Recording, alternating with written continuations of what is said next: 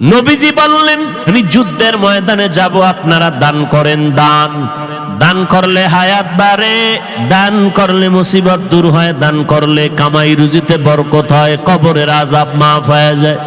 নবীজি যখন বললেন দান করেন, ওমরে ফারুক মনে মনে ভাবতেছেন, আমি এত বেশি আজ দান করব, 1 নাম্বার পুরস্কার আমার নবীর দোয়াটা নিয়ে যাব। ওসমান রাদিয়াল্লাহু আনহু চিন্তা করলেন, আমি আজ এত বেশি দান করব, নবীর থেকে 1 নাম্বারের দোয়াটা নিয়ে নিব। দানের মাল আমার নবীর দরবারে হাজির করলেন। হযরত আলীকে নবী বললেন, কি দিলেন? নবী, এই পরিমাণ দান করলাম। ওসমান, কি দিলেন? এই পরিমাণ দিলাম। ওমর, কি দিলেন? এই পরিমাণ, অর্ধেক দিয়ে দিলাম, আর অর্ধেক আমি রেখে দিলাম। সর্বশেষ আমার নবী আবু বকরকে জিজ্ঞাসা করলেন, আবু বকর, কি দান করেছেন বলেন?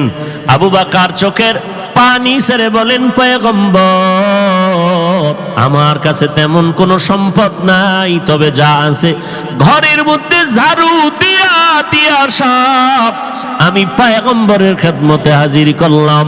এখন আমি আবু বকরের আমার আল্লাহ আর নবী ছাড়া কিছুই নাই। ওমরের মাথা নত হয়ে গেল, 1 নাম্বার হতে পারলাম না। কারণ বেশি দান করা 1 নাম্বার না, অন্তরের কোরবানি দেওয়াটাই বড় 1 নাম্বার। সব দিয়ে দিলেন, সব দিয়ে দিলেন, যা আছে তাই দিয়ে দিলেন। নবী আশ্চর্য হয়ে গেলেন, এত ত্যাগ আপনি স্বীকার করলেন হে আবু বকর? চুপ হয়ে গেল মজলিস। হঠাৎ করে জিবরাইল আমিন এসে হাজির হয়ে গেলেন। ও নবী, আল্লাহর সালাম, আজ আপনাকে আল্লাহ সালাম দিয়েছেন, প্রতিদিন দেন, আজকে আরো দিয়েছেন, তবে প্রতিদিন আমি জিবরাইল আপনার সামনে আসি আল্লাহর সালাম নিয়া।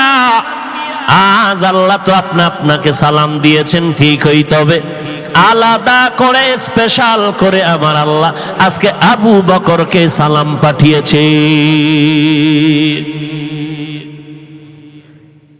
আর আল্লাহ জানতে চেয়েছেন আবু বকরের অন্তরের কি হালাত। নবী বললেন, আবু বকর, আপনার কপাল ভালো, আজ আল্লাহ আপনাকে সালাম পাঠিয়েছেন। আর আমার আল্লাহ জানতে চেয়েছেন আপনার মনের কি হালাত। আবু বকর হাউমাউ করে কান্না শুরু করলেন। নবীজি বললেন, জবাব না দিয়া কেন কাঁদেন? আবু বকর কান্না করে বলে, নবী, কে চিনত আমি আবু বকরকে? আমি ছিলাম মক্কার নগরীতে এক জাহান্নামের আসামি। আমার মতো অপরাধী কেউ ছিল না রে নবী। আজ আমি আপনার দরবারে আসার পর, আপনার সোহবতে আসার পর, আজ আল্লাহ আমাকে সালাম দিয়েছেন। আমি কেমনে বুঝাই আমার মনের কি হালাত রে নবী? আজ আমার মতো ধন্য কেউ নাই। আমার নবীর আদর্শ পেয়ে আবু বকর এত দামি হয়ে গেলে, জীবন দেওয়ার জন্য তৈয়ার। আমার নবী মক্কা থেকে মদিনায় কাফের দুশমনের অত্যাচারে হিজরতের জন্য রেডি হয়ে গেলেন। নবী একদিন আবু বকরকে কানে কানে আওয়াজ দিয়ে বলেছিলেন, আবু বকর, আপনি আমার সাথে হিজরতের সঙ্গী হয়ে যাবেন। আল্লাহর নবী রাতের বেলা, হিজরতের রাত, ঘর থেকে যখন বের হবেন, চতুর্দিকে দুশমন। কারণ আমার নবীর জমিনের মধ্যে এক ছায়া ছিল, মা খাদিজা রাদিয়াল্লাহু আনহা। যেই খাদিজার কথা নবী ভুলতে পারেন না। আম্মা জান আয়েশা বলেন, আমি দেখতাম আমার রুমের মধ্যে বসে মাঝে মাঝে রাহমাতুল লিল আলামিন গুনগুন করে কান্না করতে। আমি বলতাম, নবী কেন কাঁদেন? আমি আয়েশার কোনো বেয়াদবির কারণে কাঁদেন নাকি? বলে, না রে আয়েশা, কাঁদি না। কেন কাঁদি জানো? আমার অন্তরে যখন খাদিজার কথা মনে পড়ে যায়, আমি চোখের পানি ধরে রাখতে পারি না রে আয়েশা। কারণ তোমারে বুঝাইতে পারবো না রে আয়েশা, তুমি আমার সুখের দিনের বিবি, আর খাদিজা আমার দুঃখের সময়ের বিবি। যেই সময় মক্কা নগরীতে আমার ঘর নাই, বাড়ি নাই, আমার মা নাই, আমার বাবা নাই, আমি বাবা বলে ডাকতে পারি না, আমি অসহায়, আমার ঘর নাই, বাড়ি নাই, টাকা নাই, পয়সা নাই, আমি মোহাম্মদ বড় গরিব, আমি বড় ইতিম। ওই সময় খাদিজা আমাকে স্বামী বলে বরণ করে নিয়েছে।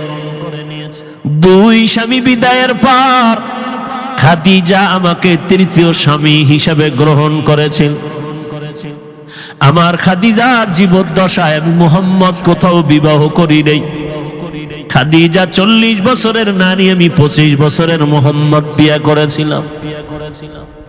আমার যত সন্তান মারিয়া নামের স্ত্রী থেকে, মারিয়া কিবতিয়া নামের স্ত্রী থেকে মাত্র একটা সন্তান আসছে, ছেলে, আর বাকি 4টা মেয়ে, 3টা ছেলে সন্তান খাদিজার গর্ভ থেকে আসছে।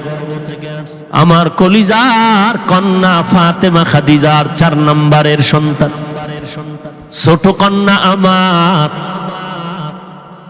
আমি দিনের দাওয়াত দিয়া মানুষের বাড়ি বাড়ি দৌড়াইতাম, আবার রাতের বেলা ঘরের দরওয়াজায় গিয়ে সালাম দিতাম, সাথে সাথে দরজা খুলতো। জিজ্ঞাসা করতাম, খাদিজা আপনি কি রাতের গভীরে ঘুমান না? বলে কসম আল্লাহর ঘুমাই না। খাদিজা বলতেন, ও নবী আপনি, আমি জানি আপনার মা নাই, আপনার বাবা নাই, আমি 2টা স্বামী বিদায় করার পরে আপনাকে গ্রহণ করে নিয়েছি। আজ যদি আপনার মা বেঁচে থাকতেন, আপনাকে বাইরে রেখে ঘুমাইতে পারতেন না। কারণ সন্তান কখনো মাকে বাহিরে ঘোরাফেরার মধ্যে রেখে মা ঘুমাতে পারে না। ও সন্তানেরা, তুমি জানো না যে তোমার মা তোমার অপেক্ষায় বসে আছে। টাইমের একটু বেশি হয়ে গেলে মায়ের কলিজা আঘাত করে, কই গেল আমার সন্তান? টেলিফোন নিয়ে ব্যস্ত। এরে বাবা কই গেছ? আয়, আমি মা তোর অপেক্ষায় আছি, খানাও খাই নাই, ঘুমাই নাই। ওই খাদিজা আমাকে সান্ত্বনা দেয়, ও নবী আপনি যতক্ষণ ঘরে আসেন না, আমি খাদিজার দরওয়াজার কিনারায় দাঁড়ায় অপেক্ষা করি। নবী আসবেন, আমি দরজা খুলবো, দেরি হলে নবী কষ্ট পাবেন। নবী কেমনে পানি পান করেন সাহাবায়ে কেরাম দেখেন আর শিখেন। নবী কেমনে জুতা পরেন সাহাবায়ে কেরাম দেখেন আর শিখেন। আবার সাহাবায়ে কেরামদের দেখার পর তাবেঈনরা দেখে দেখে দেখে দেখে আমল করেছেন। তাবেঈনদেরকে দেখিয়ে দেখিয়ে তাবেঈনরা আমল করেছেন। কোরআন হাদিস জানার পর তাবেঈনদেরকে দেখে দেখে উলামায়ে মুতাকাদ্দিমিনরা আমল করেছেন। উলামায়ে মুতাকাদ্দিমিনদেরকে দেখে দেখে উলামায়ে মুতাআখিরিনরা আমল করেছেন। উলামায়ে মুতাআখিরিনদেরকে দেখে দেখে আমাদের মুরব্বিরা আমল করেছেন। আমরা আমাদের উস্তাদদেরকে দেখে দেখে আমরা আমল করেছি। জানতে পারলাম হাদিসে আছে নখ কাটা সুন্নত। কেমনে কাটবা? আলেম না দেখলে পারবা না। ও বান্দা, চুল কাটা নবীর সুন্নত, কেমনে তুমি কাটবা? কিতাব দেখলে বুঝবা না, আলেম লাগবে। উলামায়ে কেরাম যেইভাবে দেখাইবেন ওইভাবে পড়বা।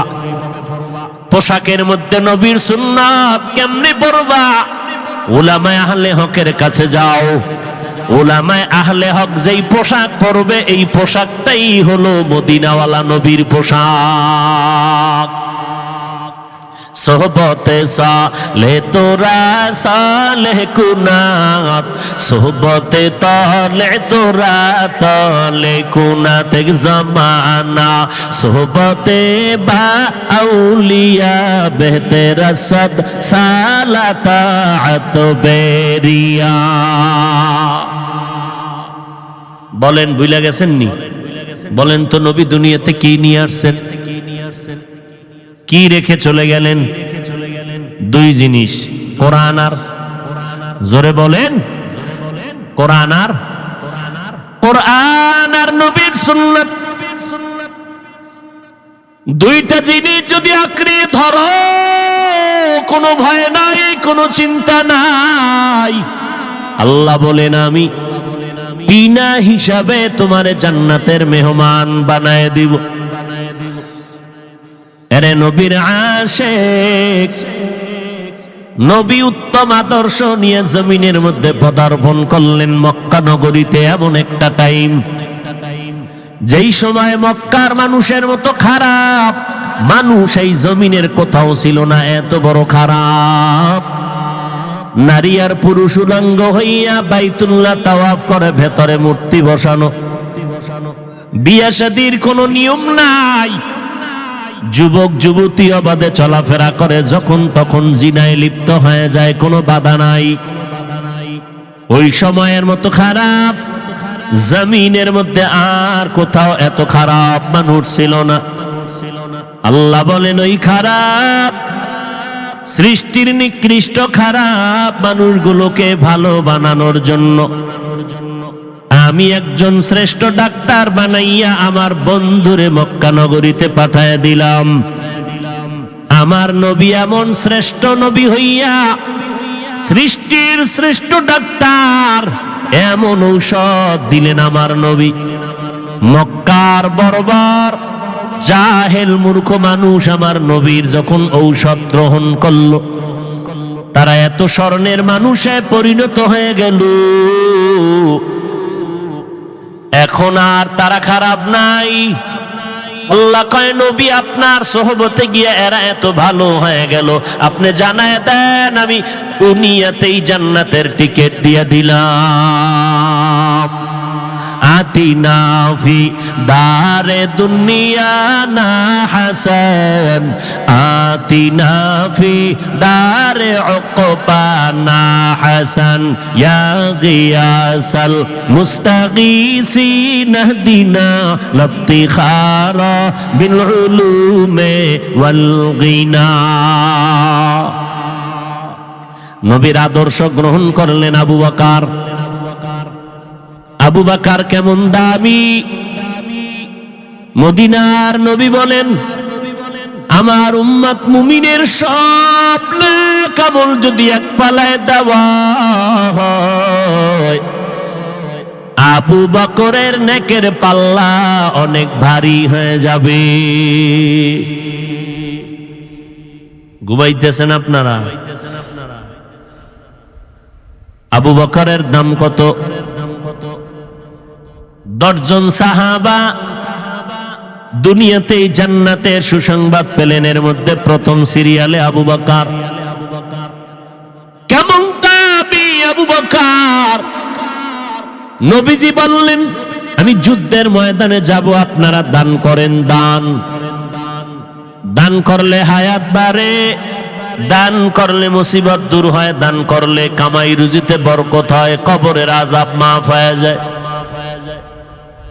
নবীজি যখন বললেন দান করেন, ওমরে ফারুক মনে মনে ভাবতেছেন আমি এত বেশি আজ দান করব, 1 নাম্বার পুরস্কার আমার নবীর দোয়াটা নিয়ে যাব।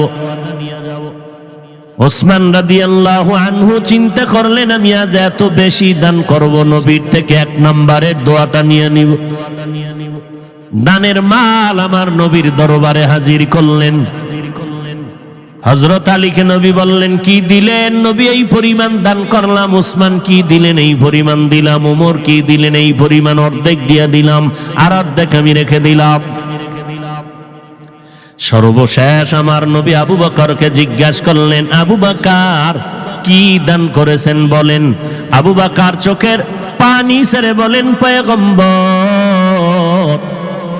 আমার কাছে তেমন কোনো সম্পদ নাই, তবে যা আছে ঘরের মধ্যে ঝাড়ু দিয়া দিয়া সব আমি পয়গম্বরের খেদমতে হাজির করলাম। এখন আমি আবু বকরের আমার আল্লাহ আর নবী সারা কিছুই নাই।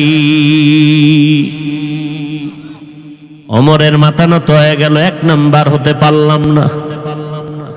কারণ বেশি দান করা 1 নাম্বার না, অন্তরের কোরবানি দেওয়াটাই বড় 1 নাম্বার। সব দিয়ে দিলেন, সব দিয়ে দিলেন, যা আছে তাই দিয়ে দিলেন। নবী আশ্চর্য হয়ে গেলেন, এত ত্যাগ আপনি স্বীকার করলেন হে আবু বকর। চুপ হয়ে গেল মজলিস। হঠাৎ করে জিবরাইল আমিন এসে হাজির হয়ে গেলেন। ও নবী, আল্লাহর সালাম। আজ আপনাকে আল্লাহ সালাম দিয়েছেন, প্রতিদিন দেন, আজকে আরো দিয়েছেন। তবে প্রতিদিন আমি জিবরাইল আপনার সামনে আসি আল্লাহর সালাম নিয়া। আজ আল্লাহ তো আপনাকে সালাম দিয়েছেন ঠিকই, তবে আলাদা করে স্পেশাল করে আমার আল্লাহ আজকে আবু বকরকে সালাম পাঠিয়েছে।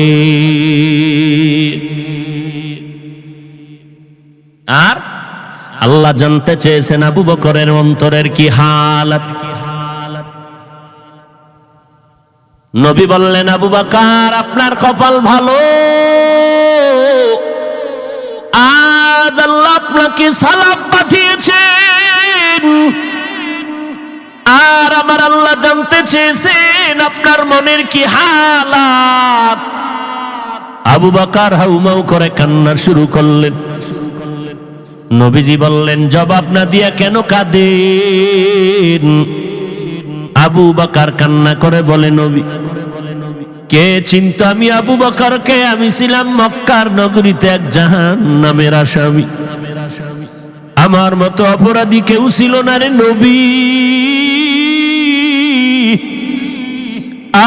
আজ আমি আপনার দরবারে আসার পর, আপনার সোহবতে আসার পর আজ আল্লাহ আমাকে সালাম দিয়েছেন। আমি কেমনে বুঝাই আমার মনের কি হালত রে নবী?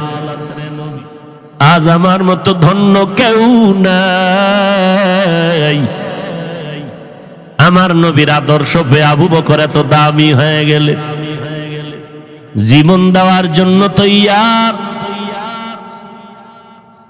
আমার নবী মক্কা থেকে মদিনায় কাফের দুশমনের অত্যাচারে হিজরতের জন্য রেডি হয়ে গেলেন। নবী একদিন আবু বকরকে কানে কানে আওয়াজ দিয়ে বলেছিলেন, আবু বকর আপনি আমার সাথে হিজরতের সঙ্গী হয়ে যাবেন। আল্লাহর নবী রাতের বেলা, হিজরতের রাত, ঘর থেকে যখন বের হবেন চতুর্দিকে দুশমন। কারণ আমার নবীর জমিনের মধ্যে এক ছায়া ছিল, মা খাদিজা রাদিয়াল্লাহু আনহা। যেই খাদিজার কথা নবী ভুলতে পারেন না। আম্মা জান আয়েশা বলেন, আমি দেখতাম আমার রুমের মধ্যে বসে মাঝে মাঝে রাহমাতুল লিল আলামিন গুনগুন করে কান্না করতে। আমি বলতাম, নবী কেন কাঁদেন? আমি আয়েশার কোনো বেয়াদবির কারণে কাঁদেন নাকি? বলে, না রে আয়েশা, কাঁদি না। কেন কাঁদি জানো? আমার অন্তরে যখন খাদিজার কথা মনে পড়ে যায়, আমি চোখের পানি ধরে রাখতে পারি না রে আয়েশা। কারণ তোমারে বুঝাইতে পারবো না রে আয়েশা, তুমি আমার সুখের দিনের বিবি, আর খাদিজা আমার দুঃখের সময়ের বিবি।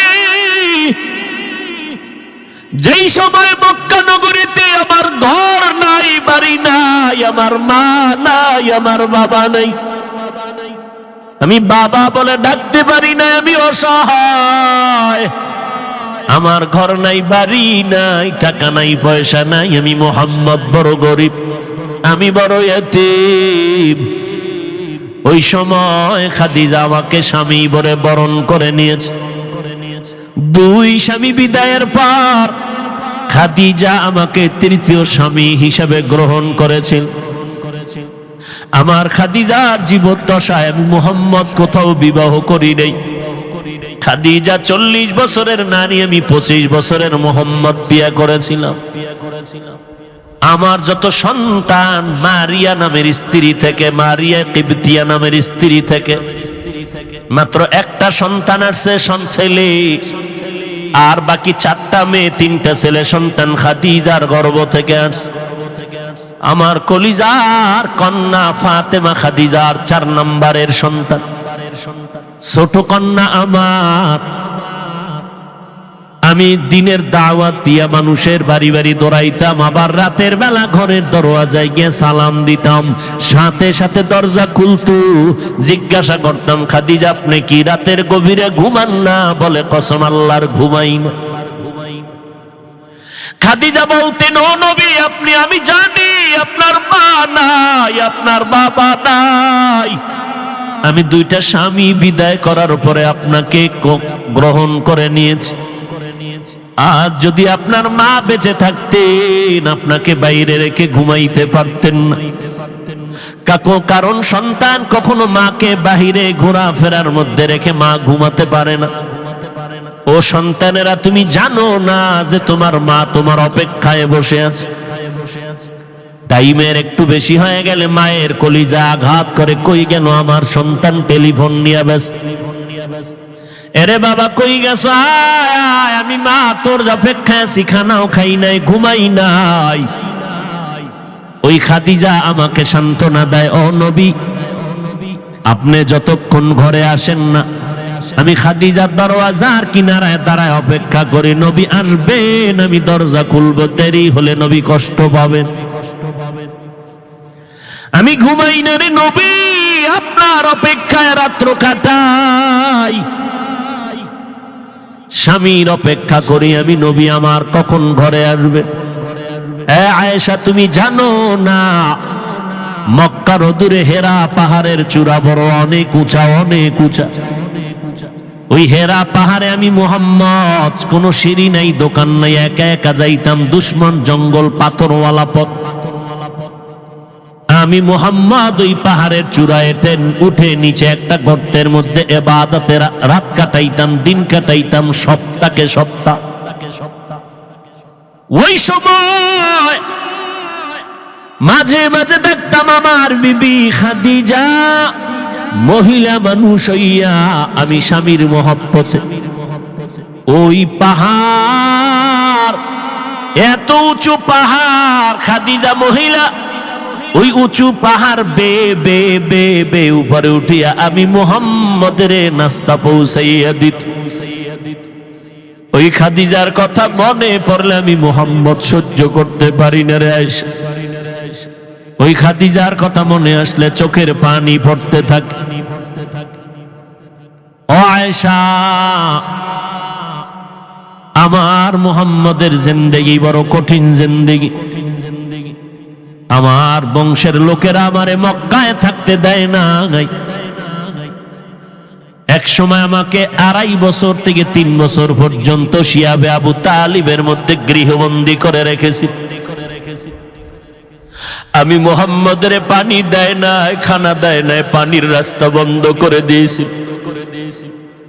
আমি আখিরি নবী, আমার মা নাই, আমার বাবা নাই, আমি গাছের পাতা চাবাইয়া খেয়ে খেয়ে দিন রাত্র কাটাইছি।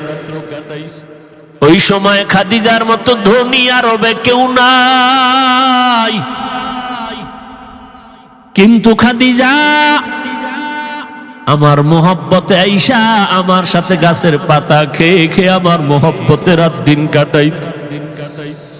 এই পর্দার আড়ালের আম্মা জান, আপনারা তো খাদিজা না, তবে খাদিজার মতো একজন নারী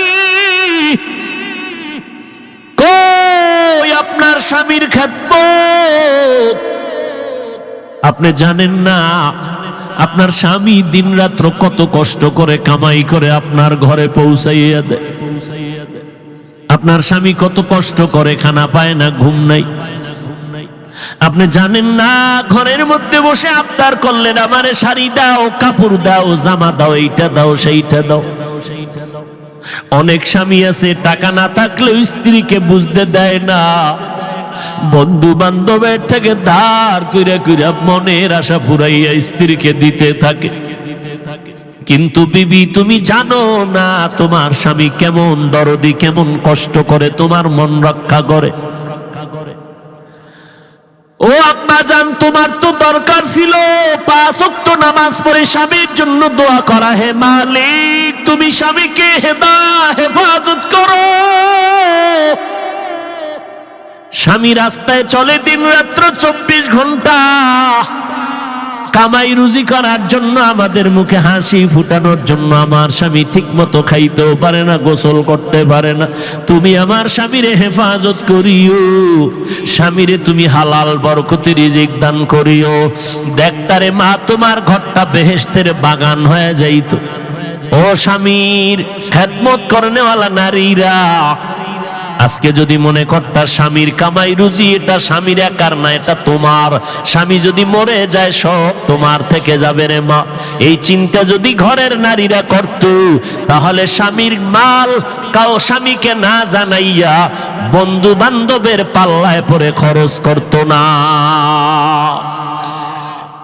কত আম্মা জানেরা স্বামীর টাকা পয়সা অন্য বন্ধু বান্ধবের দিয়া দেয়, স্বামী জানেও না, চুরি কইরা কইরা স্বামীরে ফকির বানাইয়া দেয়। এক সময় দেখা যায় ওই মহিলা ফকির হইয়া রাস্তায় ঘুরে। এরে আম্মা জান, আপনাদের এত সম্মান, আপনারা নবীদের মা, আলেমদের মা, হাফেজে কোরআনের মা, আউলিয়ায়ে কেরামের মা, সাহাবায়ে কেরামের মা, আপনাদের এত সম্মান। আমরা আল্লাহকে রাজি করার, নবীর মোহাব্বত নিয়ে সওয়াব বেশি কামাই করতে হলে কষ্ট আর কষ্ট, কষ্ট আর কষ্ট। রৌদ্র নাই, বৃষ্টি নাই, মসজিদে যাও নামাজ পড়তে, জুমায় যাও, জানাজায় যাও, জিহাদের ময়দানে যাও। শাহাদাতের মর্যাদা যদি পেতে চাও, আম্মা জান, আপনার জানাজায় যাওয়া লাগবে না, জুমার মসজিদে যাওয়া লাগবে না, জিহাদে যাওয়া লাগবে না। মদিনার নবী বলেন, ঘরের মধ্যে থাইকা মা তুমি নামাজ পড়ো, স্বামীর মাল হেফাজত করো, সন্তানগুলো তুমি নেক আমলওয়ালা আদর্শওয়ালা বানাইয়া যাও। ওই পুরুষেরা বাইরে গিয়া যত সওয়াব পাবে, আম্মা জান ঘরের মধ্যে থেকে আল্লাহ তোমাকে সেই সওয়াব দিয়া দিবে।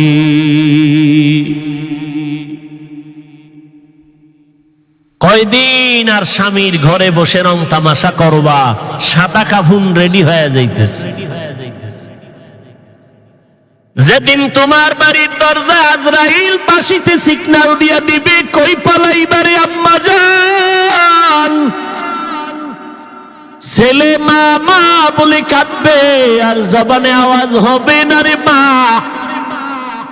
তোমার কাপড় খুলে সবাই 5টা সাদা কাপড়ের প্যাকেট বানাইয়া যখন কবরে নিবে, বাচ্চাগুলো আম্মু আম্মু বলে চিল্লায় কাঁদবে, মা তুমি আর জবাব দিতে পারবা না।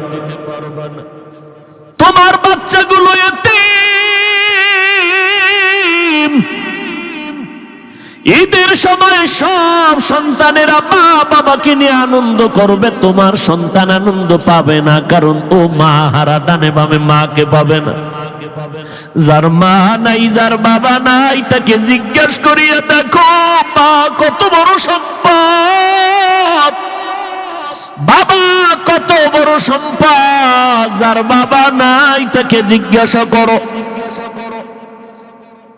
বাবা বিছানায় পড়ে আছে, কোথাও যাইতে পারে না, এরপরেও সন্তানের একটা শক্তি মনে করে দুনিয়াতে একটা ঢাল আমার এখনো আছে। যার বাবা নাই মনে হয় যেন অসহায় হয়ে গেল। যার মা নাই ঘরের দিকে তাকাইয়া চোখের পানি ফেলে আর কান্না করে। এই সন্তানেরা, ওই মা বাবারে যারা পাইয়াও এখনো সম্মান করো না, মা বাবার দোয়া নিতে পারো না, এখনো পারো না, কপাল মন্দ তোমার রে বাবা। এখনো সময় আছে, যদি মা বেঁচে থাকে ঘরে যাইয়া মাকে সালাম দিও, আর বলিস মা মাথায় হাত দিয়ে একটু দোয়া করে দাও। আমার মতো গুনাহগার হতভাগা কেউ নাই, না জানি আমি কবে মরে যাব, জাহান্নামী হয়ে যাব।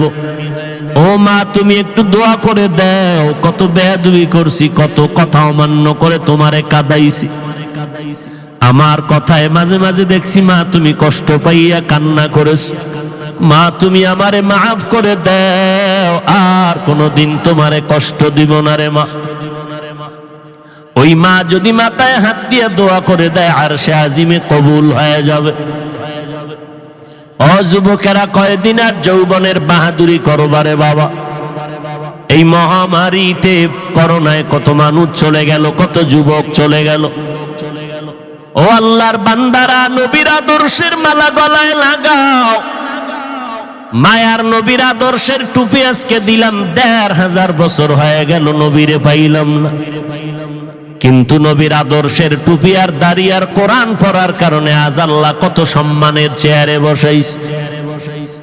আমার নিজের বাহাদুরি না, পয়গম্বরের আদর্শের বরকত আর কিছুই না।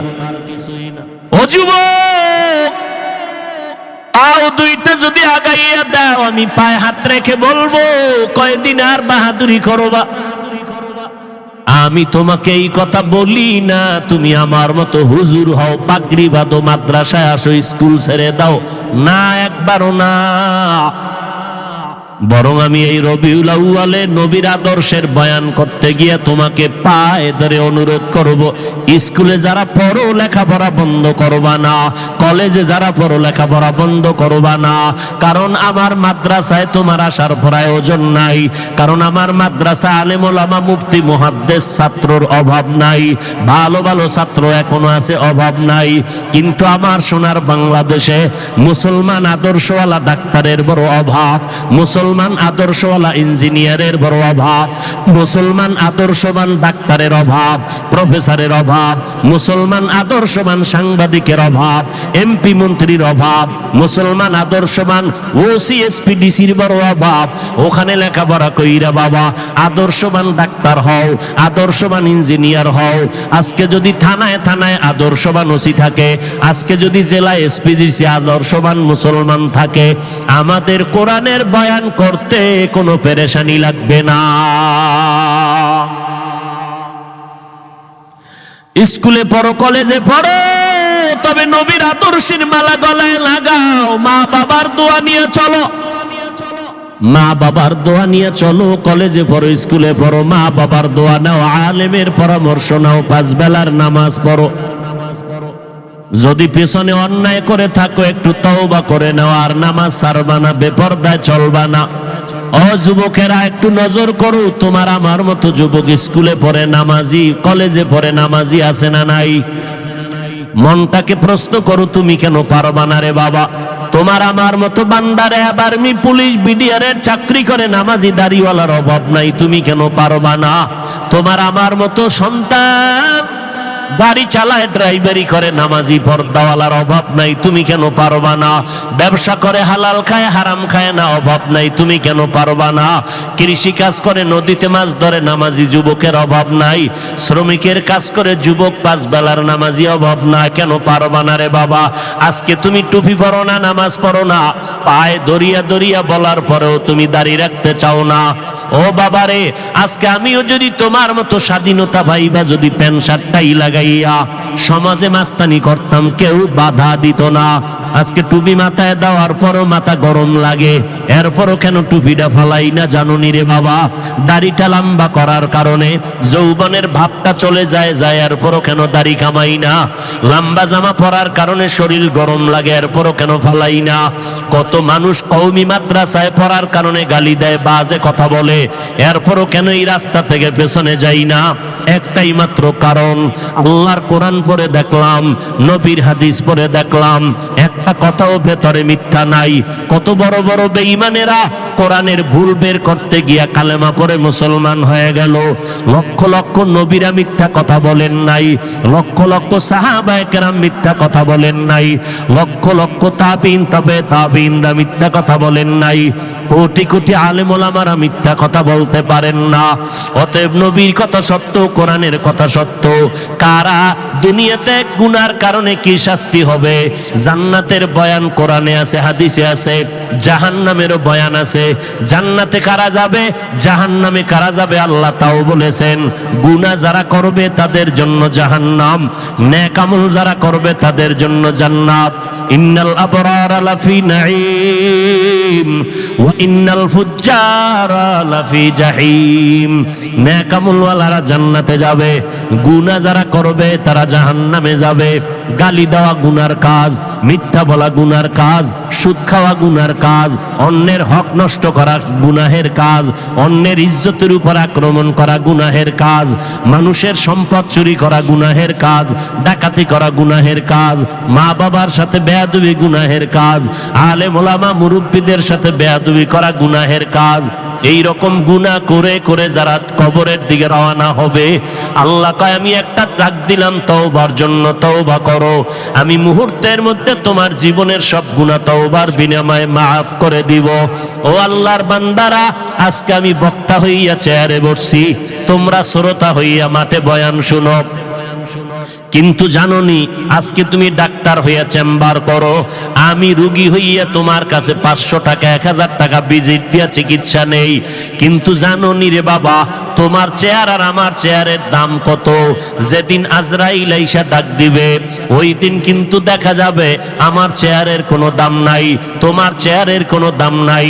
আমি বক্তা, তুমি শ্রোতা, সবার মরণকালে 3টা সাদা কাফন, কারো জন্য আলাদা কিছু ব্যবস্থা করা হবে না। কবরের সাইজও হবে এক, সাদা কাফনের প্যাকেট বানাইয়া ওই কবরের মধ্যে রেখে যখন পাড়াইয়া মাটি দিয়ে বাঁশ বাগানে রেখে সব যখন বিদায় হয়ে যাবে, ও বাবা, কে পীর, কে বক্তা, কে শ্রোতা, কে আলেম, কে মূর্খ, কে ধনী, কে গরিব, কোনো ভেদাভেদ নাই। সাদা কাফনের প্যাকেটে পেঁচাইয়া কবরে রাখার পর সবাই যখন বিদায় নিবে, ওই কবরে 2 জন ফেরেশতা প্রশ্ন করবে 3টা। আমাকেও যেই প্রশ্ন, আপনাদেরও সেই প্রশ্ন করবে। রবের পরিচয় দাও, ধর্মের পরিচয় দাও, রাহমাতুল লিল আলামিনের পরিচয় দাও। এই 3টা প্রশ্নের জবাব যারা দিতে পারবে, পয়গম্বর বলেন, ও উম্মতেরা, তাদের জন্য কবর হবে জান্নাতের বাগান। আল্লাহ ডেকে বলবেন, ও কবরের ফেরেশতা, ওই বান্দার জন্য জান্নাতের দরজা খুলে দাও, জান্নাতের বিছানাটা দাও, জাহান্নামের দরজা বন্ধ করে দাও। আমার বান্দার 3.5 হাত কবরটা বড় বালাখানা বানাইয়া দাও। আমার বান্দা এখন জান্নাতের হাওয়া বাতাসে নাজ নেয়ামতের ঘেরান নিয়া জান্নাতের বিছানায় ঘুমাবে, কিয়ামত পর্যন্ত বান্দা আরাম করবে। আল্লাহর নবী বলেন, উম্মতের দল যারা গুনাহগার হইয়া কবরে যাবে, রবের গোলামি করবে না, আল্লাহর কবরে যাওয়ার পরে বান্দা একটা প্রশ্নের জবাব দিতে পারবে না। সুন্নতের আমল করে নাই, আলেম ওলামারা বয়ান করে পায়ে ধরে নামাজের দাওয়াত দিত, নামাজ পড়ে নাই। আল্লাহর নবী বলেন, কবরে যাওয়ার পর একটা প্রশ্নের জবাব তারা দিতে পারবে না। আল্লাহ তাআলা রাগ হইয়া, রাগান্বিত হইয়া কুদরতের আওয়াজ দিয়া বলবেন, ও কবরের ফেরেশতা, এই বেঈমান আর নাফরমানের কোনো সময় সুযোগ দিও না। আমি দুনিয়াতে কম সুযোগ দেই নাই, দুনিয়াতে আমার দেওয়া সূর্যের আলো, চাঁদের আলো, পানি বাতাস ভোগ করিয়া, আমার দেওয়া নদীর মাছ খাইলো, গাছের ফল খাইলো, জমিনের ফসল খাইয়া এত বড় নিমক হারাম, একবারও আলহামদুলিল্লাহ বলে শুকর আদায় করে নাই। ওলামায়ে কেরাম দাওয়াত দিত, পায়ে ধরে ধরে নামাজের বয়ান করত, নামাজ পড়ে নাই। এখন আর সময় দিও না, এই গুনাহগারের কবরে জাহান্নামের আগুনের বিছানাটা দিয়ে দাও, জাহান্নামের সাথে রাস্তা বানাইয়া দাও। ওই অন্ধকার কবরে জাহান্নামের আগুন, একটা না, 2টা না, 99টার সাপ কবরের মধ্যে এসে পড়ে যাবে রে বাবা। ও যুবকেরা, একটা বেতের বাড়ি সহ্য করতে পারো না, একটা মশার কামড় সহ্য করতে পারো না। একটু চিন্তা করো, গুনাহগার হইয়া যদি কবরে যাও, ওই কবরে কেমনে মাটির চাপ সহ্য করবা? আল্লাহ বলবেন, এরে কবরের মাটি, এই নাফরমানকে জোরে জোরে 2 পার্শ্বের থেকে জোরে জোরে চাপ দাও। এত জোরে চাপ দিবে, পাজরের হাড়গুলো চুরমার হয়ে যাবে। এত জোরে ওই কবরের গুনাহগারেরা চিল্লাইতে থাকবে। কুকুর, ভেড়া, বকরি, গরু, সকল পশু পাখিরা আওয়াজ, কবরের আওয়াজ শুনবে। কবরের হালাত দেখবে মানুষ, আর জিনেরা কবরের অবস্থা দেখবে না। এরে নবীর উম্মতের দল, কবরের আযাব বিশ্বাস করো না রে ভাই। কত কবরে আগুন দেখা যায়, কত কবরে ধোঁয়া দেখা যায়, আবার কত কবরের লাশ তাজা পাওয়া যায়। যত কবরের লাশ তাজা পাওয়া গেল সব নামাজীদের কবর, আর যত কবরের লাশ তাজা নাই, কবরে আগুন দেখা গেল, ধোঁয়া দেখা গেল, সব হলো বেনামাজি বেয়াদবদের কবর।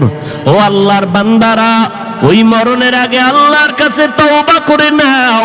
পিছনে শয়তানের ধোকায় পড়ে অন্যায় করেছি, আমার অন্যায়ের কারণে, গুনাহের কারণে। আমার হাত না পাক, চোখ না পাক, অন্তর না পাক, আমার জিহ্বা না পাক। ও আল্লাহ, আমার অন্যায়ের খবর আমার মা বাবা ভাই বোন কেউ জানে না রে আল্লাহ, আপনি জানেন। আল্লাহ বলে, আমি জানার পর রাগ করে পানিও বন্ধ করি নাই, বাতাস খানা বন্ধ করি নাই। এখনো যদি তওবা করতে পারো, আমি তোর জীবনের সব গুনাহগুলো মাফ করে দিব। এরে এলাকার মুসলমান, আল্লাহর দরবারে অন্তর দিয়ে আল্লাহকে ডাকেন আর মনে মনে বলেন, হে আল্লাহ, এই ময়দানে আমার মতো গুনাহগার কেউ নাই। সাহাবায়ে কেরামরা জান্নাতের টিকিট পাইয়াও যদি কান্না করেন কবরের ভয়ে, আমার তো কোনো উপায় নাই। ওই অন্ধকার কবরে আমি একা একা কেমন করে থাকবো? যেই কবরে মাটি আর মাটি, কোনো বাতি নাই, অন্ধকার। ও আল্লাহ, গুনাহ নিয়ে কবরে যাব না। আজকে যদি আমাকে ছোট একটা রুমে আটকাইয়া, ভেতরে আটকাইয়া, বাহির দিয়ে তালা দিয়া কয় রাতের বেলা ঘুমা, আমি দরজা ভেঙ্গে ফেলবো আর চিল্লাবো, একা এই ছোট রুমে আমি ভয় পাই, ঘুমাইতে পারবো না। ও যুবকেরা, চিন্তা করো, ওই অন্ধকার কবর আরো কঠিন অন্ধকার হয়ে যাবে। কেমনে তুমি কবরে থাকবা? যদি গুনাহগার হয়ে যাও তো কবরে উপায় নাই। আল্লাহর কাছে তওবা করে নাও। দুই ফোঁটা চোখের পানি ছেড়ে দিলটাকে নরম করে আমার আল্লাহর কাছে বলতে থাকো, আল্লাহ, আজকে থেকে নামাজ ছাড়বো না, বেপরদায় চলবো না, মা বাবাকে কষ্ট দিব না, ওলামায়ে কেরামের পরামর্শ নিয়ে আমল করব, দেশ ও জাতির বিরুদ্ধে কোনো ষড়যন্ত্রে লিপ্ত হব না। অন্তরে যদি তওবা করার নিয়ত হয়, মুনাফিকি যদি না থাকে, দুর্বলতা না থাকে, খাঁটি তওবা করার যাদের নিয়ত অন্তরে আছে, পাঁচ বেলার নামাজ ছাড়বো না, নামাজ ছাড়বো না, মা বাবার সাথে বেয়াদবি করব না, উলামায়ে কেরামের সাথে কখনো বেয়াদবি করব না, দেশ ও জাতির বিরোধিতা করব না, নবীর তরিকা মতে চলবো, সুন্নতের আমল করব, নামাজ পড়ব, দাড়িটা লম্বা করব, পর্দায় চলবো। তওবা করার যদি নিয়ত হয়, খাঁটি অন্তরে যদি নিয়তের অন্তরে তওবার নিয়ত থাকে, আমার আল্লাহকে দুটো হাত তওবার নিয়তে দেখাইয়া দাও।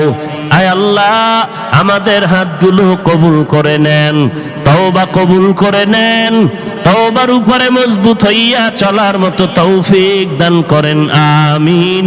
আলহামদুলিল্লাহি রাব্বিল আলামিন, ওয়াসসালাতু ওয়াসসালামু আলা সাইয়্যিদিল আম্বিয়াই ওয়াল মুরসালিন ওয়া আলা আলিহি ওয়া আসহাবিহি আজমাইন।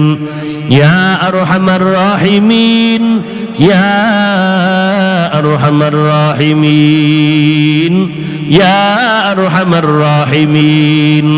রব্বিরহামহুমা কামা রব্বায়ানি সগীরা, রব্বিরহামহুমা কামা রব্বায়ানি সগীরা। আল্লাহুম্মা ইন্না নাউযু বিকা মিনাল বারাসি ওয়াল জুনুনি ওয়াল জুযামি ওয়া সাইয়্যিল আসকাম। ও দয়ার মালিক, গভীর রাত কুদরতের নজর দিয়ে দেখেন, উলামায়ে কেরাম, মুরব্বী, হাজী সাহেব, কত ব্যবসায়ী, চাকরিজীবীরা আপনার দরওয়াজায় হাত তুলেছেন, কত যুবক, কত ছাত্র ভাই, পর্দার আড়ালের মা বোনেরা হাত তুলেছেন রে আল্লাহ। আল্লাহ, আমরা গুনাহ করে জীবনটারে নাপাক করে ফেলেছি, শয়তানের ধোকায় পড়ে গুনাহ করে ফেলেছি রে আল্লাহ। গুনাহ নিয়ে কবরে যেতে চাই না, কবরের আযাব সহ্য করতে পারবো না রে আল্লাহ। তওবার নিয়ত করেছি, আর গুনাহ করব না, নবীর তরিকার বাইরে চলব না। ও আল্লাহ, মেহেরবানি করে আমাদের তওবা কবুল করে নেন, গুনাহগুলো মাফ করে দেন, সুন্নতওয়ালা জিন্দেগি আমাদের দান করেন। আয় আল্লাহ, নবীজির রওজা বাইতুল্লাহ জিয়ারতের তৌফিক দান করেন। বাংলাদেশ শান্তির দেশ বানায় দেন, সারা দুনিয়াবাসীকে মাফ করে দেন আল্লাহ। প্রশাসনিকভাবে যারা কাজ করে দিনের খাদেম বানায় দেন। সরকার বাহাদুর থেকে সকল জনপ্রতিনিধিদেরকে দিনের খাদেম বানায় দেন। যারা ব্যবসা করে চাকরি করে বরকত বাড়ায় দেন, হালাল রিজিক দান করেন, হারাম থেকে হেফাজত করেন আল্লাহ। মা বোনদের আবেদা পর্দানিশী বানায় দেন, সন্তানগুলো নেককার বানায় দেন আল্লাহ।